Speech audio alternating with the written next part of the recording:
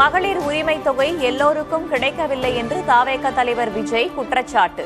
சொன்னீர்களே செய்தீர்களா என திமுக அரசுக்கு விஜய் அடுக்கடுக்கான கேள்வி.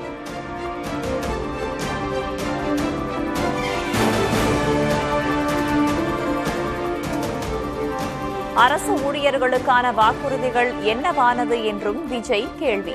பெண்களுக்கு இலவச பேருந்தை விட்டுவிட்டு ஓசி ஓசி என்று சொல்லி காட்டுவதாகவும் குற்றச்சாட்டு.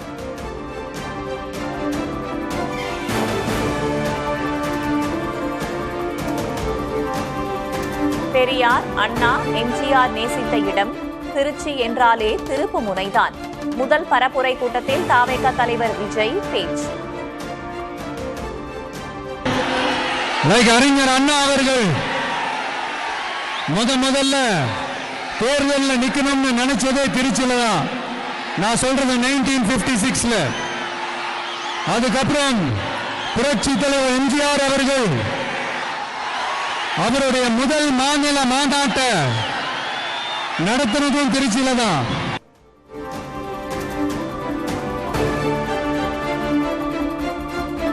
விஜய் பரப்புரையை தொடங்கிய அடுத்த சில வினாடிகளிலேயே தொழில்நுட்ப கோளாறு. விஜயின் பேச்சை கேட்க முடியாமல் கேட்கவில்லை என்று குரல் எழுப்பிய தொண்டர்கள்.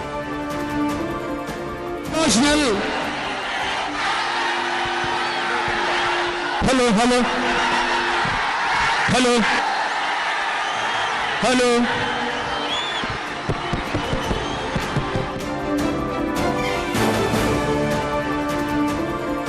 திருச்சி விமான நிலையம் முதல் மரக்கடை வரை திரண்டிருந்த தாவேகா தொண்டர்கள் 6 கிலோமீட்டர் தூரத்தை சுமார் 5 மணி நேரமாக கடந்தது விஜயின் பரப்புரை வாகனம்.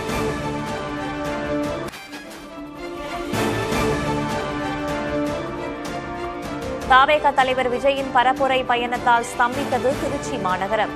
விஜய் ரசிகர்கள் கொண்டாடி தீர்த்த அதே வேளையில் திருச்சி மக்கள் பலர் நெரிசலால் பாதிப்பு. பொதுமக்களுக்கு ரொம்ப பாதிப்பு தான். ஏன்னா அவங்களுக்கு டைம் கொடுத்தது 1 hour டைம் கொடுத்தாங்க. பட் கட்டுக்கோப்பு இல்லை. நாங்கள் டவுனுக்கு துணி எடுக்க வந்தோங்க. சத்திரம் பஸ் ஸ்டாண்ட்லேருந்து இவ்வளோ தூரம் நடக்க முடியாது. காலையே நடக்க முடியாதவங்க எப்படி டிராஃபிக் பண்ணால் எப்படி வர்றது போகிறது.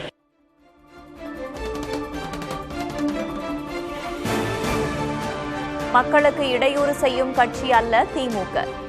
பழைய புதிய எதிரிகளால் திமுகவை தொட்டு கூட பார்க்க முடியாது என்றும் முதல்வர் ஸ்டாலின் திட்டவட்டம்.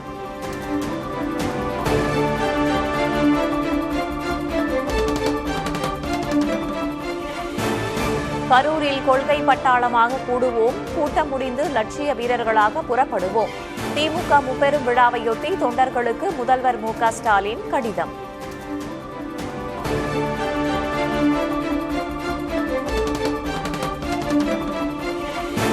தாவேக தலைவர் விஜயை காண பலரும் வந்தாலும் எல்லோரும் ஓட்டு போடுவார்கள் என்று சொல்ல முடியாது.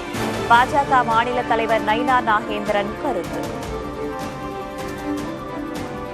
இல்லை, அது இப்போ புதுசாக கட்சி ஆரம்பிச்சனால இளைஞர்கள் வருவாங்க, வேடிக்கை பார்க்கறதுக்கு நிறைய பேர் வருவாங்க. தேர்தல் காலத்தில் ஓட்டு எவ்வளோ வாங்குறது தான் நமக்கு முக்கியம். இல்லை, விஜய் ஸ்டார்ட் பண்ணுறதை பற்றி பிரச்சனை. அதை இன்றைக்கு வர்றவங்கெல்லாம் ஓட்டு போடுவாங்கன்னு ஒன்றும் சொல்ல முடியாது.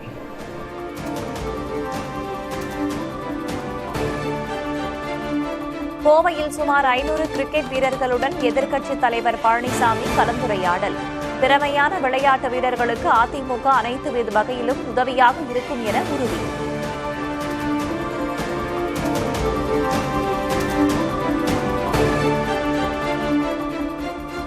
மத்திய அமைச்சர் நிர்மலா சீதாராமனை செங்கோட்டையன் நாளை மீண்டும் சந்திக்க உள்ளதாக தகவல். அதிமுக உட்கட்சி விவகாரம் குறித்து பேச வாய்ப்பு.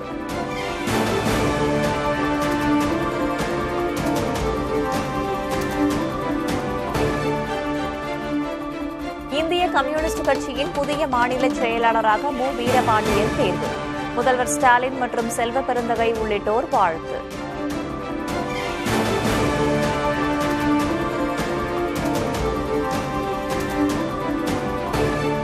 வன்முறை நடந்து 2 ஆண்டுகளுக்கு பிறகு மணிப்பூர் சென்ற பிரதமர் மோடி.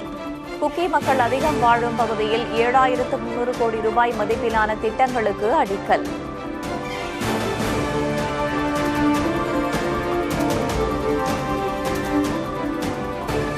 மணிப்பூர் மக்களுக்கு ஆதரவாக மத்திய அரசும் தானும் இருப்பதாக பிரதமர் மோடி பேச்சு. மோதல்களை கைவிட்டு அமைதி பாதைக்கு திரும்புமாறும் இனக்குழுக்களுக்கு அழைப்பு.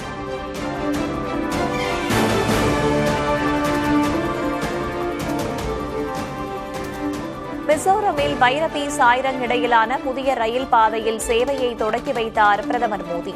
வடகிழக்கு மாநிலங்களின் முன்னேற்றத்திற்கு வழிவகுக்கும் என நம்பிக்கை.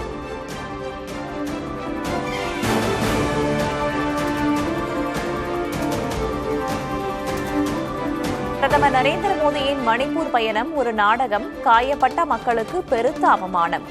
காங்கிரஸ் தலைவர் மல்லிகார்ஜுன் கார்கே விமர்சனம்.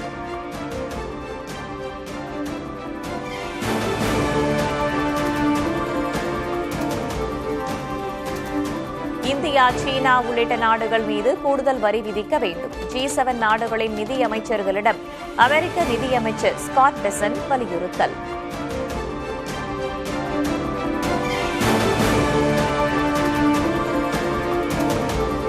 திருச்சியில் செப்டம்பர் 15ஆம் தேதி மதிமுக மாநாடு. தொண்டர்களுக்கு மதிமுக முதன்மை செயலாளர் துரை வைகோ அழைப்பு.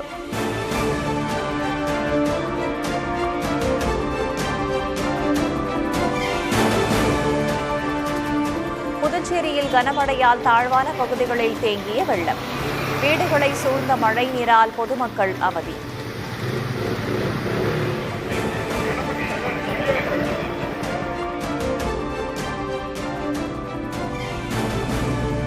ரஷ்யாவின் கிழக்கு கடற்கரை பகுதியில் சக்தி வாய்ந்த நிலநடுக்கம் 7.4 ரிக்டர் அளவில் பதிவானது.